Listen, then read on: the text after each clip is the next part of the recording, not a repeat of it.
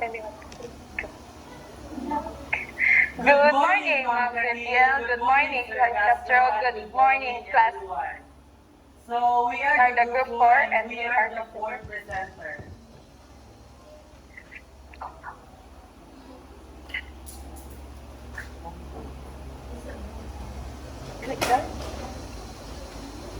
Critical analysis of media messages. So, critical analysis of media messages. So, before I proceed, anybody, ano ba ang critical? So, wala. Pili na lang. Okay, try yun. So, learning objectives.